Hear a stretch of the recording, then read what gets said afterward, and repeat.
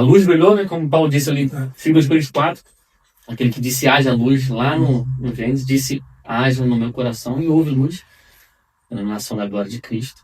E aí eu me lembro que ele fez o apelo, eu levantei e fui na frente. Aí naquela época, adolescente, né? 13 ou 12 anos, não me recordo, entre 11 e 13. E aí os amigos, rapaz, mas tá doido, mano, filho de crente, você tá Jesus. Mas eu sabia, foi consciente, eu tive um encontro aquele dia, né?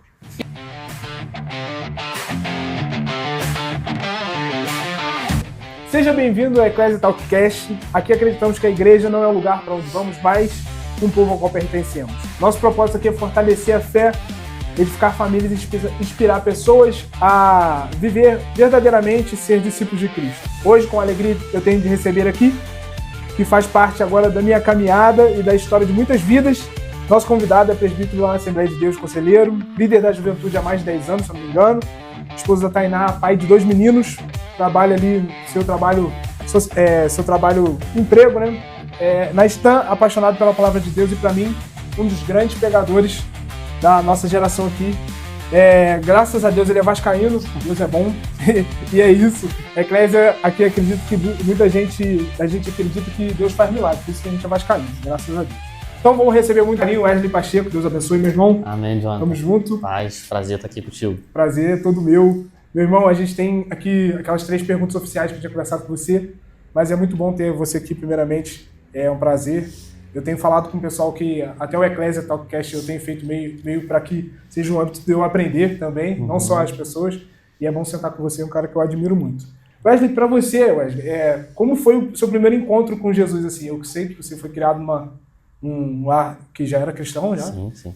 Mas assim, o seu primeiro encontro com Cristo, assim, que você teve esse encontro e você viu que a partir dali mudou sua vida completamente. Tá. Como você falou, eu sou 3ª geração de crente e nasci no tal do berço cristão, nunca achei para comprar, mas dizem que existe, né? Poxa, o berço cristão. E a minha história com Jesus começou antes de eu nascer, na verdade. Meus pais se casaram em 85 e sempre com o sonho, né, de casal daquela época, ter filhos, construir uma família. E 85, 86, 87, 88, não vinha filho. E aí foram procurar, ajuda médica, investigar se tinha algum problema. E a mãe foi diagnosticada como estéril.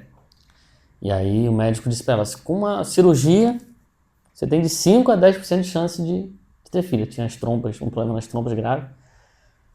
Aí ela falou, fazer cirurgia para ter 5 a 10% de chance, né? E aí ele falou, quer um conselho? Adota. Adota porque é natural, vocês não vão ter. E adotaram, né? Tive uma irmã mais velha, adotiva, já descansa no Senhor, Daniele. Mas aí começaram a buscar o Senhor e aí, no início de 1990, um enjoozinho aqui, uma tontura ali, foram ver, né? Estavam grávidos, eu nasci em novembro de 90. Maravilha. O milagre do Senhor. Aí eu me lembrei do Salmo, sempre me lembro do Salmo, o salmista diz, Deus faz da mulher estéril alegre, mãe de filhos. Depois vem mais um irmão, mais outro. Deus abriu a madre ali. Então, minha relação com Jesus começa assim. Minha mãe conta, meus pais, que naquela época, ultrassom era coisa de rico, né? O acesso era... A gente sempre é uma família humilde. E aí, fazendo aquele enxoval amarelo, né? Aí, amarelo você usa menino e menino. E aí, verdinho água. E aí, o presbítero Anésio, lá da nossa congregação da chácara, foi fazer uma visita. Meu pai e ele trabalhavam juntos na mesma indústria. Foi fazer uma visita lá, coisa de crente, visitinha de crente, para orar e tal. Depois do café, ele falou, vamos orar, para ir embora. Na oração, Deus tomou ele. E aí, sem ultrassom, sem nada, ele falou, vai ser homem e vai ser pregador da palavra. Então, minha história com Jesus começa assim, antes do ventre, né, marcado por Deus. Mas, é claro, teve aquele momento na adolescência, né? Eu me lembro muito, muito claro, um culto no Prado, nem era aquele espaço que hoje é ali, a congregação do Prado, era um outro. E eu já tocava bateria. E aí, eu me lembro um pregador, acho que de fora, trouxe uma palavra e o evangelho parece que abriu de um jeito, colorido. Nascido e criado, mas parece que aquele dia a luz brilhou, né? Como Paulo disse ali, 2 Coríntios 4, aquele que disse haja luz lá no Gênesis, disse haja no meu coração e houve luz, a iluminação da glória de Cristo. E aí eu me lembro que ele fez o apelo, eu levantei e fui lá na frente. Aí naquela época, adolescente, né? 13, 12 anos, não me recordo, entre 11 e 13. E aí os amigos, rapaz, mas tá doido, filho de crente, você tem Jesus. Mas eu sabia, foi consciente, eu tive um encontro aquele dia, né? E a nossa vida não é feita de um encontro, mas depois vários, né? Mas minha relação com Jesus é essa, né? Desde antes de nascer e até hoje. E essa confirmação do chamado de pregar a palavra veio essa convicção desde quando? Então, eu já tinha essa palavra, né? Desde o ventre. Meus pais sempre me contaram isso, né? Essa história. Só que eu era um cara, ainda sou, né? Não parece, mas sou tímido. Eu até brinco às vezes para ver se quebra. Uma dicção muito ruim. E eu lembro que eu comecei a ir em cultos nos lares, na casa do presbítero Moisés, o pai dele fazia um culto no lar, acho que toda quarta-feira, acho. E ali eu ganhei a primeira oportunidade, eu lembro que eu decorei a semana toda, Isaías 43:13, né? Ainda antes que esse dia eu sou, ninguém aqui possa fazer escapar das minhas mãos, operando Deus quem impedirá. Primeiro versículo eu gravei. Mas na hora de ler, faltou o ar. Não conseguia. Então, assim, nunca me imaginei um ministro da palavra. Mas aí depois, mais à frente, já, um amigo nosso também, o Wesley Wu, estava ministrando no Prado, e aí no meio da mensagem ele olhou para mim e falou assim, olha, você vai sair da bateria. No meio da mensagem, do nada. Eu estava na bateria, assim, do lado do púlpito, né? Você vai sair da bateria. Aí na minha mente de baterista, né? Não muito crente. Falei, lógico, acabar o culto aqui, eu vou sair da bateria. Aí ele falou, não, Deus não te chamou para acertar uma virada, te chamou para pregar a palavra. E depois, aquele dia, aquilo reacendeu de novo, né? Aquela chama. Mas eu achava que Filipenses era nome de gente. Então, muito ruimzinho de Bíblia. Apesar de criado no Evangelho, né? Muito fraquinho mesmo. Sempre aluno da escola bíblica, mas não tinha uma relação profunda, eu com a palavra, né? E a partir daquele dia eu comecei a me dedicar mesmo, de fato. Sim. Eu te perguntei isso porque também aconteceu comigo após a faculdade. Assim. Não foi uma parada, fui criado nesse evangelho, mas após a faculdade houve um despertamento assim muito... Porque eu sempre achei que também ia viver da música. Sim. A minha paixão, por exemplo, eu falei assim, aquilo que eu gosto é música. Não, sim. Mas Deus nem chama pra gente fazer aquilo que a gente gosta. E eu lembro que eu recebi uma palavra do meu pai mesmo. Meu pai falou assim, cara, Deus, você tá fazendo essa faculdade aí, não é pra ser músico. E depois veio clareando na minha mente sim. que Deus tinha me direcionado. A jornada com Deus é assim, né? Um caminho. Deus chamou o Abraão pra isso, né? Anda na minha presença. Então, andando. Vai revelando a jornada. O GPS é de Deus, né? Sem mapa na mão, mas a palavra no coração. Isso aí, é verdade. Isso é muito importante. E assim, pra você, Wesley, você é um cara que viveu igreja desde sempre. Pra você, assim, o que é real igreja pra você? Eu gosto do conceito de Paulo, né? Paulo, nas suas cartas, ele traz várias comparações da igreja. As mais marcantes como um exército, né? O cristão como um soldado. Mas eu gosto da definição dele de família do pai, corpo do filho e tempo do espírito. Nas suas cartas ele traz muitos esses conceitos. Claro que são símbolos, né? Símbolo. Mas tem a igreja como noiva também. Mas eu gosto. Esse conceito da trindade. Família do pai, corpo do filho e tempo do espírito. Sim. Pra você. Então a igreja é uma família, um templo do espírito e um corpo. E com tudo que esses símbolos comunicam. Sim. Né? A gente tem que entender isso. Por isso que eu falo, não é só uma frase de efeito bonito. Não, sim. A família é algo que a gente vive no dia a dia e a gente sabe que tem problema, tem briga, Sim. Mas é a família. É a família. O corpo também. Um membro depende do outro, se um estiver funcionando muito bem. Minha garganta hoje não está muito boa, mas vamos embora. O corpo sofre. E o tempo também, né? Se tiver alguma fora de esquadra ali, uma pedrinha meio... Algo que não é separado. Então, esses símbolos comunicam muito sobre o que é a igreja, ser igreja. Realmente. E a família também, como aquela questão da paternidade, do pai de direcionar, não só direcionar, mas ele ter o que a gente estava falando sobre Abraão, guiar o nosso caminho. Isso tudo vem dentro desse conceito. Muito bom. Mas antes do homem líder, né, da igreja ali, antes de líder do jovem pregador, existe um esposo, um pai e trabalhador que todas as vezes que eu vejo você ministrando em alguns congressos e tal, você nunca deixa de falar deles, da família. E como é que você protege o seu coração para que o ministério nunca seja mais importante que esse lugar da família e da comunhão com Deus? Estou falando que não seja importante. Mas assim, para que ele nunca seja mais importante do que a sua comunhão com Deus e com a sua família. Como é que você consegue proteger esse coração? Então, eu acho que veio uma influência muito forte da minha criação, né? Eu venho de uma família muito estruturada, graças a Deus. Isso não é mérito nosso, é misericórdia do Senhor. Graça. E então eu sempre fui criado nesse ambiente de prioridade, do lar como o maior ministério de um homem, de uma mulher. Então, isso foi sempre para mim, não tive muita dificuldade com isso. Então, eu trouxe, e aí, principalmente também quando eu comecei a estudar, você começa a ver ali homens de Deus, né? Samuel, me recorda aqui, os filhos foram perversos, né? E tantos outros, homens de Deus mesmo, mas os filhos, não dizendo que é culpa deles, mas assim, talvez houve alguma, Davi é um símbolo disso, né? Um excelente estadista, um rei como nenhum igual, abaixo de Cristo, lógico, mas como pai falhou, né?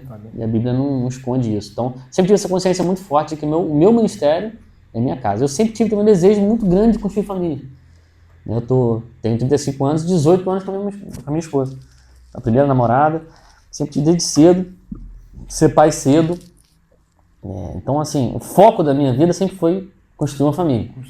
E o ministério já sempre foi secundário, né? Secundário, assim, é ruim falar isso, mas na vida real, nada contra quem estabelece essas listas, né? Deus, família, igreja, trabalho, aquela lista. Mas na vida real, cara, na segunda-feira mesmo, meu irmão, não tem lista. Entendeu? Ser guiado pelo Espírito. Não tem regra que... Então, assim, mas é lógico que a família tem um lugar, né? Especial. Deus é um Deus geracional, né? Ele se revela assim, eu sou Deus de Abraão, Isaac e Jacó, família. Então, ele está falando, eu sou um Deus de família. Então, de fato, tem um foco central. Moisés, e quando é engraçado quando ele vai se revelar para Moisés, ele fala, eu sou, né? Aí o pessoal foca ali, mas logo depois ele fala assim, eu sou o Deus de Abraão, Isaac e Jacó. Ele tá falando um Deus geracional. E por isso que depois ali ele quer matar Moisés, né? Estranho, né? Chama Moisés que depois quer matar Moisés. Mas por quê? Porque Moisés queria levar um povo a ter uma aliança com um Deus de família, sem botar a sua família embaixo da aliança. Na circuncisão. Aí Deus, vou te matar. Então, Deus realmente tem um zelo muito grande por essa instituição, né, chamada família. Wesley, eu não sei se foi você que pregando, eu já ouvi em algum lugar sobre essa listagem que as pessoas, né, colocam, pregadores, né, eu já vi muitos, assim, renomados, mas eu gosto muito de uma exemplificação onde que Deus não seria o tópico da lista, mas ele seria o centro, onde que todas as outras coisas seriam conectadas, convergem nele. Eu acho que seria melhor foi forte, mas mais ideal para a gente entender como Deus ele tem que direcionar, porque a questão de prioridade é um momento ali, né? Você está ali no teu trabalho, então claro que você está fazendo para engrandecer a Deus, para sustentar a sua família, mas você está também fazendo para ganhar dinheiro. Então, ali fica não tem essa lista, exatamente. Acho que essa imagem que você trouxe eu não conheci, mas realmente é uma imagem melhor. Eu vi alguém ministrando, e até a pessoa até simbolizou, botou Deus no centro e conectou as outras coisas, né? Porque aí a gente não tem aquela coisa de nossa, para com esse complexo. Poxa, agora eu estou com a minha família. Isso não existe. Mas aí com a minha família eu honro a Deus, eu também faço... eu trago uma saúde emocional para mim. E apesar disso, de priorizar a família, eu tenho uma preocupação muito grande de passar esse amor que eu e minha esposa temos pela igreja para eles. Transmitir esse amor, né? Então você tem que ter um equilíbrio de priorizar a família, mas também servir na igreja. Entrosar eles naquele serviço, entendeu? Para que eles também tenham esse amor pela igreja, como a gente tem. Então acho que essa é a missão. Então, você falando do zelo, só para adendo, esse dia a gente estava muito, a Aurora desobedecendo demais. Criança, né? 2 anos para 3. Toda adolescência da criança. A adolescência da criança, os psicólogos falam isso, né? E a Jaque ligou para mim num momento muito estressado, se ela ouvir isso, ela vai ficar muito chateada. Mas ela provavelmente vai ouvir, né? Vai ouvir. Aí ela falou assim, Jonathan, no dia ela não iria para a igreja, em função do Dudu tá menor, então ele tá ficando muito resfriado e de noite muito frio. Ela falou assim, Jonathan, não precisa passar aqui que a Aurora não vai para a igreja, porque ela tá me desobedecendo. Aí quando ela falou isso, eu falei, não pode ser um castigo não ir para a igreja, pode ser um castigo não ver um desenho. Brincando, porque o amor que a gente tem pela igreja, por estar ali, estar em comunhão, ela tá aprendendo, está vivendo, ela falou assim, é verdade. Na hora ela falou assim, é verdade. Tem coisa que a gente solta assim, A gente solta, mas é o ímpeto, mas é aquela questão de fato a gente passar isso adiante, né, cara? E assim, você lidera jovem mais de 10 anos, né? 16 anos. 16 anos. 16 anos. Desde 19 anos. Isso. Porque é isso que eu ia te perguntar. Eu sei que você vai fazer 10 anos ali na sede, o setorial todo, né? Isso, do campo, né? Do campo. Mas eu liderava no Prado já. No Prado. Entendi. E qual a sua opinião, assim, de qual é o maior erro de quem quer liderar a juventude e qual as principais características de um líder realmente de formar discípulos e não apenas seguidores, porque hoje eu vejo que a geração está querendo formar seguidor, né? E formar seguidores, você não é só, como é que eu posso dizer, mas é algo que é um pouco mais supérfluo, né? E formar discípulo é mais diferente, né? Eu vejo que, de certa forma, eu tô ligado diretamente a você e toda oportunidade que você tem para me, assim, não só a me direcionar e falar, Jonathan, olha isso, olha esse, olha como é que eu vejo isso. Você sempre está em busca disso. E qual é assim, o maior erro hoje que você vê dos líderes da juventude e qual é o maior acerto também que você pode nos dar aí como dica? Eu acho que eu provavelmente cometi todos eles. Não, isso aí. Mas eu acho que um erro que me vem à mente agora, muito grande, é você não comunicar com eles. No sentido de linguagem. De linguagem, né? Acho que é um erro fatal. Mais importante, né? Porque aí senão você cria uma distância muito grande. Então é claro que você não vai ser o tiozão bobão, né? Mas você tem que, de alguma forma, conseguir estar atualizado, o que é difícil, para comunicar com eles, principalmente os adolescentes, né? É uma coisa absurda, assim, a forma que eles mudam e a linguagem. Se você não acompanhar, cara, você fica para trás. Chega de ser, já foi de 20 anos, 15, agora de 10 em 10, é uma coisa muda muito rápido. Isso aí. Então eu percebi isso entre as gerações, né? Não só do líder de jovens, mas entre as gerações dentro da igreja, você tem que passar um bastão bem passado e comunicar com a outra geração que vem vindo. Não é fácil, mas eu acho que é um ponto crucial hoje. Para um líder de jovem, adolescente, é isso. Conseguir comunicar com eles. Então o maior erro é não conseguir comunicar e o maior acerto seria esse. Você comunicar. Fechar esse elo, né? Eles chegarem não... talvez eu ia falar como um igual, mas talvez sou errado. Mas eles sentem que você entende. Né? Isso é muito importante. A gente também sofre isso. A gente conversa com alguém com mais idade, a gente sente... O cara não tá me entendendo. E é natural. Normal. E eles também sentem isso da gente. Então a gente tentar se atualizar e se comunicar com eles, acho que é crucial. Crucial. E realmente formar discípulos nessa geração, eu acho que para todas foi um desafio. Mas essa geração agora, aparentemente, parece ser um pouco mais rápida. Porque ela tem, hoje a gente tem um contraponto dessa diferença, porque antes eu não via, pelo menos na minha geração, era discípulo. Eu seguia. Mesmo e tinha que abrir mão. Hoje já não. Hoje já eu posso ser só seguidor, eu só posso. A galera fala. Tem um termo que eles falam, é até teológico, né? Que acredita que tem um Deus, mas. Entendi. Tem muito amigo do evangelho, né? Aquele cara que simpatiza com o ambiente, simpatiza com o louvor, simpatiza com o ambiente, porque a igreja é um ambiente social, muito importante, inclusive para a sociedade.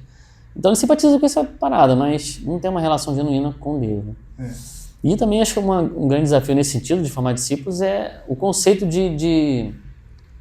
o conceito de referência hoje. Referência hoje é o cara que tem mais seguidor, que tem mais views. Essa é a referência. Entendi. Então você mudar isso na mente deles e mostrar que a referência talvez é o pai, é o pastor local, é o diácono que fica na portaria, é o seu líder.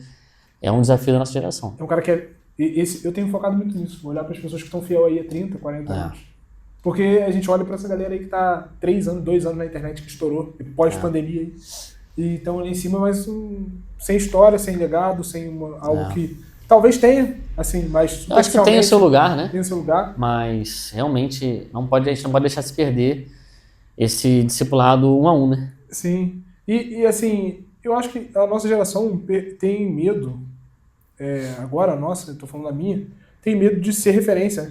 Eu acho que eu vejo que é uma característica da geração Z não querer liderar. Liderar, né? É uma geração, eu estudo muito sobre gerações. Uma geração que olhou para os pais e para os avós e viu que liderar não é bom. Não é bom, de certa forma, que você tem que você tem que se abrir. Sacrificial. É sacrifício. E aí eles têm essa rejeição natural. Talvez a gente migrou de uma geração que queria muito, talvez até de uma forma errada, né?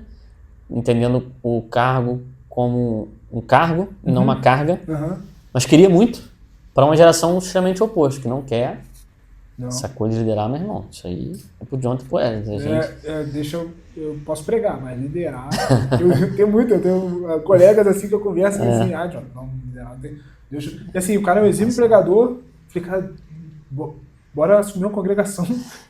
É totalmente diferente, né? E assim, vivemos uma geração que está muito conectada. Eu sei que você é um cara antenado com isso e todas as suas mensagens. Eu acho que pouca gente consegue conectar.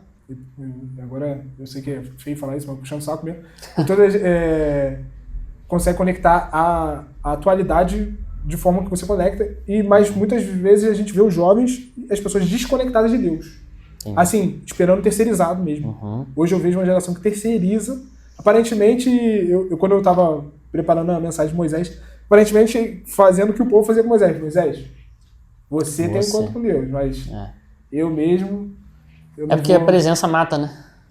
É o que o povo falou, olha, fale você a nós, não Deus, porque Deus vai matar a gente. Então, o que ele está falando? Você é para morrer. E nós não, e ninguém quer morrer. Sim. E a presença de Deus mata. Mata a nossa carne, Sim. mata o nosso orgulho. As pessoas não querem essa morte, né? Entre aspas, né? Elas querem, de fato, querem ter um contato com Deus, mas você falou, né? Via alguém, né? Via alguém. Eu reparo muito. Porque não querem morrer, de fato. Sim. Quando você senta com um jovem, ele realmente quer... você vê a verdade, assim, a verdade dele, né? Queria mesmo estar ministrando louvor bem, mas não move um dedinho para se entregar para aquilo ali. E assim, como você é um grande comunicador da palavra, não só comunicador, mas leva a verdade, como que você acha que a igreja hoje deve, de forma relevante, sem perder a verdade das escrituras, levar a palavra? Porque eu vejo que a internet hoje é um outro lugar, a gente está usando a internet para isso, mas assim, eu tenho sentido que algumas igrejas elas têm colocado outras, não é o caso da nossa, mas outro parâmetro, e eu tenho visto os jovens, não outro parâmetro, mas outras coisas para chamar a atenção ao invés da palavra de Deus. Isso eu acho que perde a essência e por isso que muitas pessoas hoje não conseguem assumir essa responsabilidade. Eu tenho falado muito sobre responsabilidade. Assumir o que eu tenho como responsabilidade a partir de um chamado. Sim. Hoje, infelizmente, você falou, não é o caso da nossa, mas em muitos contextos, a igreja se tornou um lugar de entretenimento, né? Tudo a música junto com o pregador para causar um impacto. São artifícios, né, ali de luzes, de som, de ambiente, e assim, não é uma crítica. Só que isso não pode roubar. É isso aí. Não é que não possa ter, não é isso. Mas a gente tem que ter um cuidado para isso não roubar o lugar da palavra, né? Da pessoa ir para a igreja por causa disso aí. Porque meio que vicia, né? O ambiente fica gostoso, você fica ali com o pé, e aí... E quando não tem isso, às vezes a pessoa... Sim. E não é por aí. Então, eu acredito que ter esse cuidado. Não é que a gente não pode modernizar, não é isso, não sou contra isso, mas tem que ter esse zelo. Tem, e eu tenho até procurado entender como a gente comunica melhor com a geração agora, e tem essa questão de a gente também não fechar os olhos para isso, né? Eu tenho um cara chamado Adson Bello, eu já até comentei com você dele, é um teólogo muito assim, renomado, assim, no meio da teologia pentecostal, pelo que eu tenho visto, e ele usa dessas artimanhas. Você ouve a palavra dele muito profunda, mas é a banda junto com ele, a luz junto com ele. Nada contra, mas e, assim, você vê que tem essência ali. Não, okay. E assim, por mim, okay. E é 1 hora de exposição bíblica. Então. E assim, não é aquela coisa de 20 minutos de exposição bíblica com luz, banda e ação. A questão é essa, não é que não possa ter, né? Não é. É que você tem que... É uma linha bem tênue, né? Sim. Você tem que perceber aonde isso está roubando o lugar da essência mesmo, né? Do arroz e feijão mesmo da palavra, aquela exposição bíblica fiel. E não ser só uma mensagem... Não é que a Bíblia é motivacional, né? Não ser só uma mensagem assim, um pouco coach, assim. Ao ponto de querer tocar só as emoções e não o espírito, né? A palavra vai onde, né? Só ela. Porque visão da alma, emoções e espírito. Ela vai lá. Penetra. É só ela que consegue penetrar os dois. Então, eu acho que estão se sustentando nessa questão de emocionalmente você ter e assim, não querendo puxar pro lado do Adson, né, mas eu acredito que ele faz muito bem, cara. Porque você vê que a igreja fica 1 hora com a Bíblia aberta, ele pede, anotando, e ele... Claro que, cara, é uma estrutura... Assim, não, absurda, né? Mas, não, assim, nada contra modernizar. Mas eu entendo esse lado que talvez eu vejo muitas pessoas se perdendo nisso aí. Tem que ter um ponto de equilíbrio. E com a sua vida diária com Cristo, eu sei que você tem o seu trabalho, né? Você prega, lidera jovens, ensina, escola bíblica dominical, você está quase sempre... Assim, Tô quase todo domingo. Todo domingo. E assim, como é o Wesley quando ninguém tá vendo, assim, quando você não... Quem é o Wesley, assim? A sua rotina, suas disciplinas espirituais. Entendi. O que é indispensável para você, assim, pra você permanecer firme ao longo desse tanto tempo, assim, 19 anos. Eu acho que Deus me deu um tempo atrás uma palavra sobre intensidade, né? Eu já vi muita nessa caminhada minha. Eu ouvi muita isso gente intensa, santa demais, hoje não é mais santo. Ungido demais, hoje não tem mais unção. Ele me deu uma frase: o segredo com Deus não é ser muito, é ser sempre.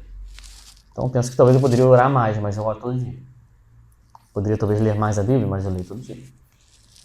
E eu vejo que falta isso em algumas pessoas. Mas como é que você...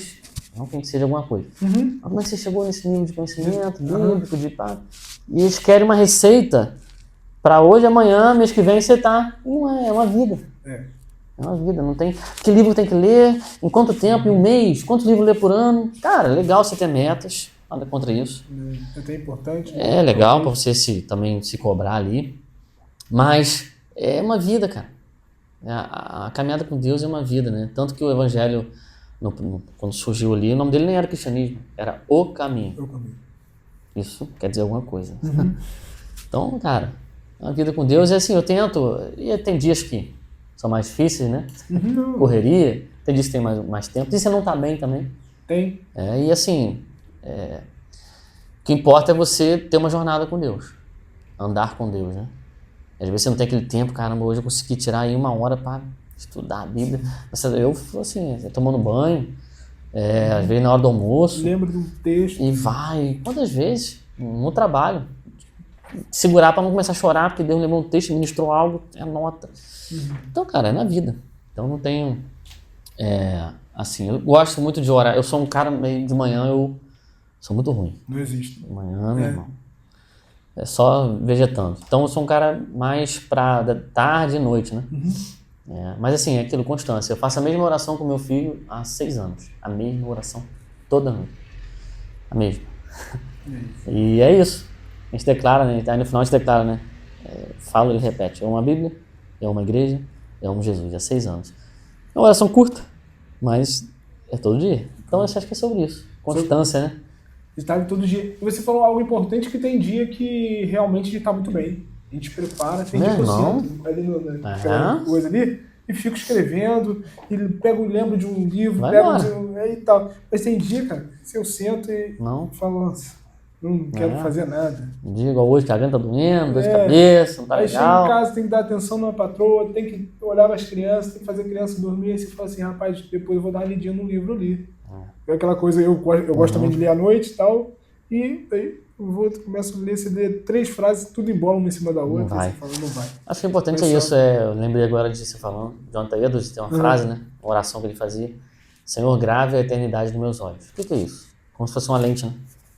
Tudo que você vê, a eternidade está ali.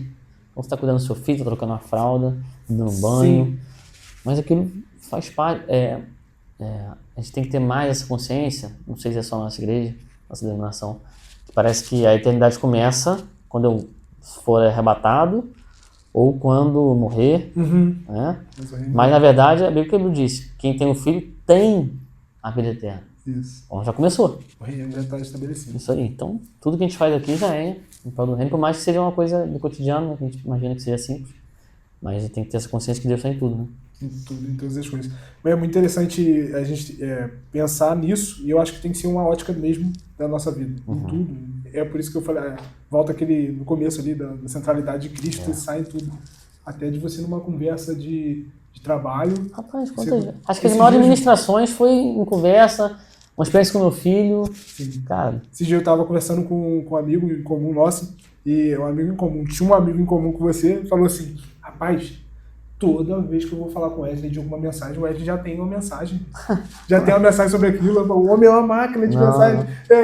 E assim, eu refleti, eu falei, cara, é a caminhada de tanto tempo de amar a palavra, e não é porque eu faço isso como pragmatismo, todos os dias eu vou elaborar uma mensagem. Por mais que o tempo você tenha feito, e agora não faz tanto, igual eu acompanho um cara chamado Elias Dantas, é um pastor também, e é um grande líder, ele é líder de igreja agora, de pastores, né?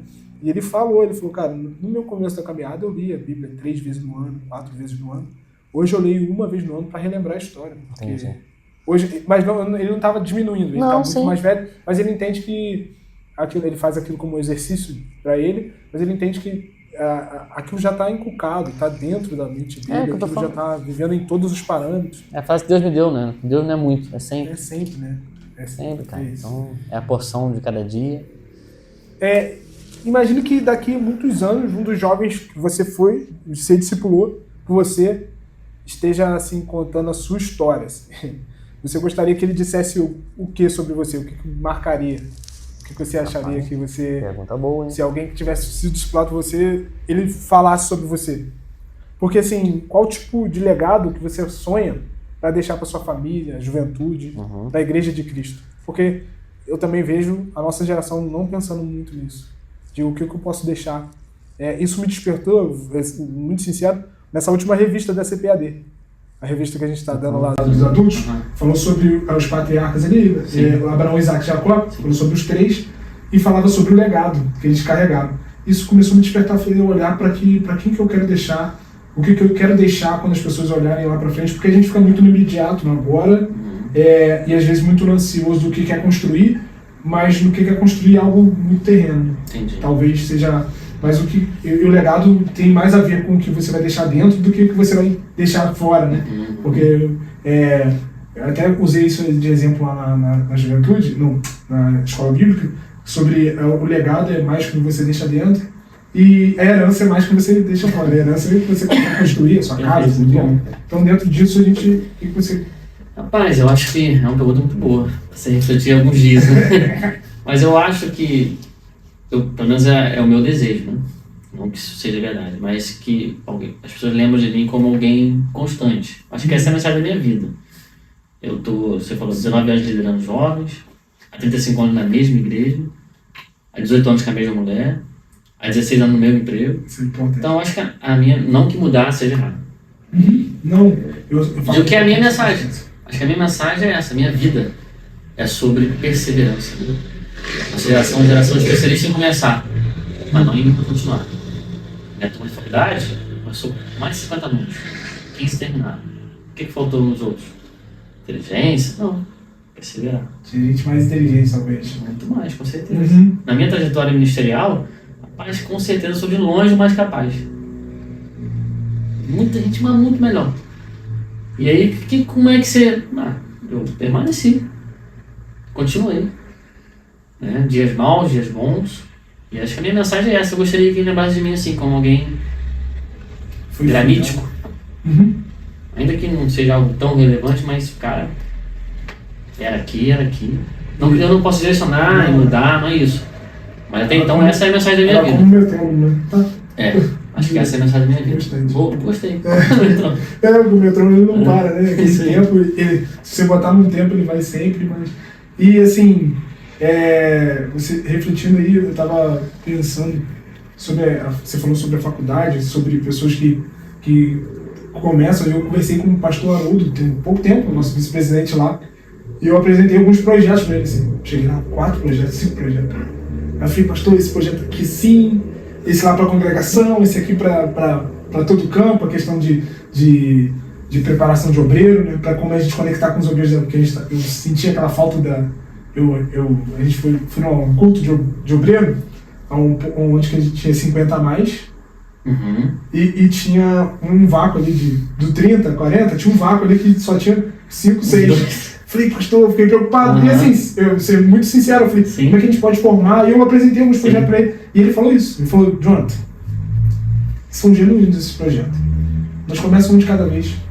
Porque o melhor do que começar é terminar bem.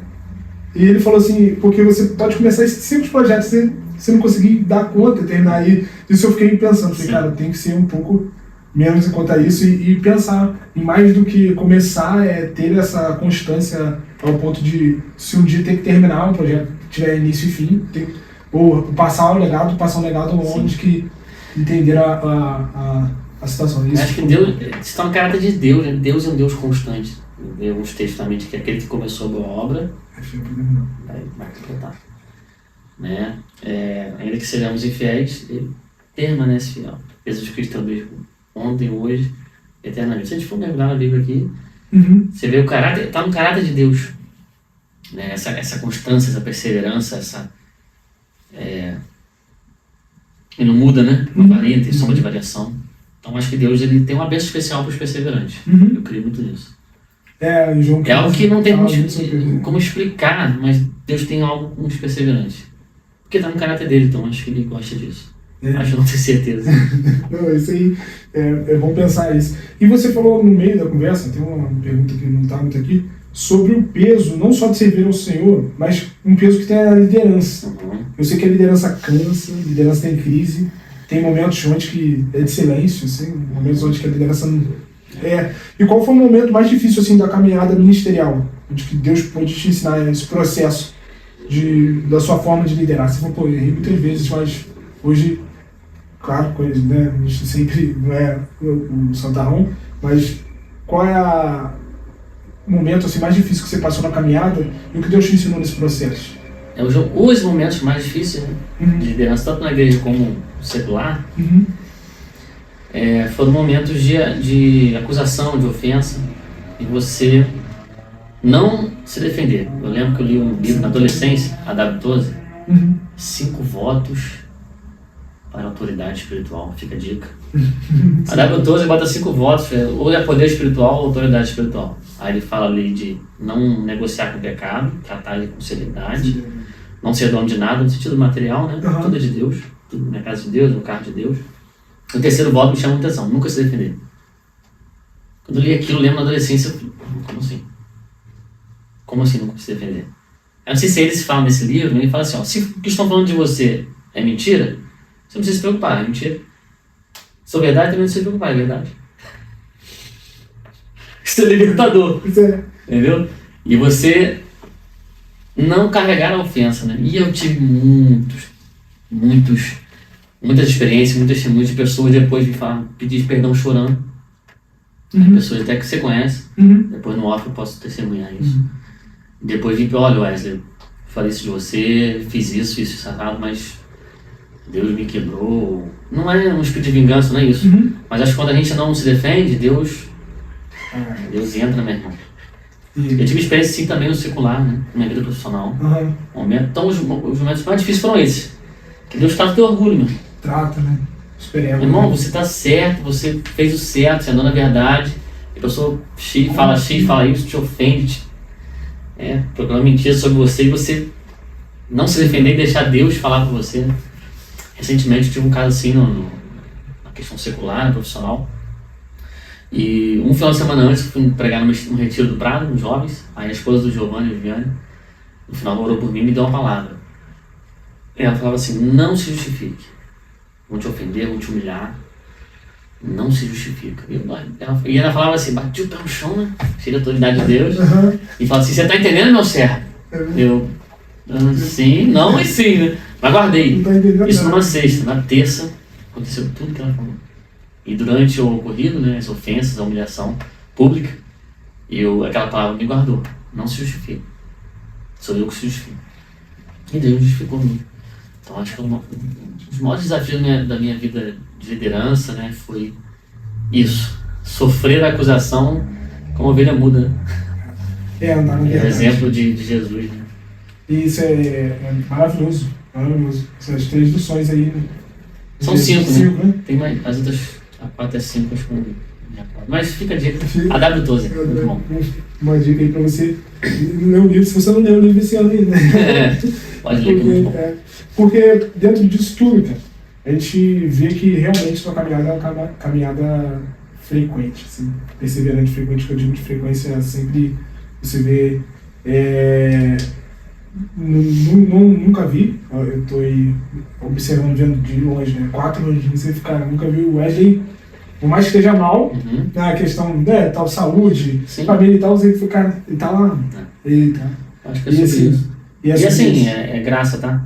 Não, eu entendo. É graça. Eu entendo e assim, a gente tem que entender que não provém de médico, né? E acho que é o chamado também, né? Tem uma frase no mundo aí, né? Sem ajuda profissional não entra não, sem chamado, meu irmão. Não entra não. Não entra não. Mas se tiver chamado, E se você pudesse deixar uma mensagem para essa geração, para a gente finalizar, qual seria a mensagem? A sua vida carrega uma mensagem, mas qual seria a mensagem que você poderia deixar? Eu acho que é essa da perseverança, da constância, humildade. Sim. Eu acredito que os homens, na minha experiência, os homens mais poderosos de Deus que eu andei, presenciei, são os mais humildes. Entendi. Rapaz, acho que a humildade é uma beleza. Então acho que a inspiração por essa questão da rede social, do like, de você se mostrar, tem uma experiência incrível. No começo, começando a pregar, aquela coisa de ser agendas abertas, aquela coisa, você, me leva lá, né? Todo mundo tem essa fase, né? Tem. E depois que eu postava, preguei, então. E depois que eu parei com isso, né? Aí que as agendas abriram. Hoje, a gente nega porque tem a igreja local, Sim. mas negando direto, infelizmente. Mas Deus abriu. Quando você não se mostra, se revela, você deixa Deus fazer, Deus conduzir. Então esse espírito humilde. Né, eu recebi uma palavra, tem 3 anos, sobre isso também. Sobre essa humildade, é uma palavra muito forte. Tem um amigo nosso, pastor nosso em comum. Eu fui num culto na igreja dele. Ele, posso falar aqui o pastor Águia, dos jovens, o David. Ele lançou essa palavra no meu coração. E isso ficou na minha mente, assim. Não deixa em nenhum momento o que Deus tem para você subir a sua cabeça, a questão de... E assim, porque ele falou assim, ele usou um texto de Salmo 51, né? Que um coração contrito e humilde eu não rejeito. E ele falou que Deus estava me dando uma bênção e realmente foi logo depois eu recebi uma bênção, e assim, bênção espiritual mesmo, não foi material. Dentro daquilo, eu recebi uma bênção espiritual, assim, de um renovo mesmo, e a partir daquilo, aquele lugar de realmente reconhecer quem eu era, porque humildade é isso, você reconhecer quem você em Deus, né? Isso não é aí. que você é que... Não você se sentir menos que ninguém, ou não também não negar a sua capacidade, isso. mas é como Paulo, pela graça de Deus eu sou o que sou. Ao É. mesmo tempo que ele diz que é o menor dos apóstolos, ele diz, pela graça de Deus eu sou o que sou. Trabalhei mais que todo mundo, não eu, mas a graça do Senhor. Então a humildade não é você pensar menos de si mesmo, mas menos em si mesmo. Então esse lugar até protege o nosso coração muito. Sim. E Deus honra muito. Né? Deus resiste ao soberbo e dá graça. Existe uma graça especial para os Esse dias eu vi eu acho bonito, desculpa te interromper. Eu queria que as pessoas dassem para mim e vissem isso, uma das minhas metas de vida. Eu acho lindo quando eu encontro um homem de Deus humilde, belo, brilha nos meus olhos. Eu acho lindo. O cara é poderosíssimo em Deus. Eu tenho uns caras assim, esse cara é um absurdo em Deus, cara. O cara não é humilde. Ele não liga, parece que ele não liga. Cara, eu não quero isso pra mim. Eu tenho muito isso assim, de ir na reunião de obreiro, terça-feira, e tá com os irmãos estão 30, né? Diferente congregação, 30 anos servindo no Senhor, e aquela te abraça, te dá a mão, você fala assim. Ele podia ter um super ego elevado e tá ali, muito simples com Deus e simples com tudo. Cara, muito obrigado. Obrigado mesmo. É um prazer, cara. Que mesa boa. Compartilhar esse coração aí, ser uma conversa que vai fortalecer não só todos nós, líderes, famílias, jovens, e aqueles que desejam viver o verdadeiro chamado de Deus, né? Entender com fidelidade isso. E muito obrigado mesmo. Deus continue te abençoando. Obrigado. Um abraço, tá? Então Deus abençoe sua vida e nos vemos no próximo episódio de Eclésia Talkcast.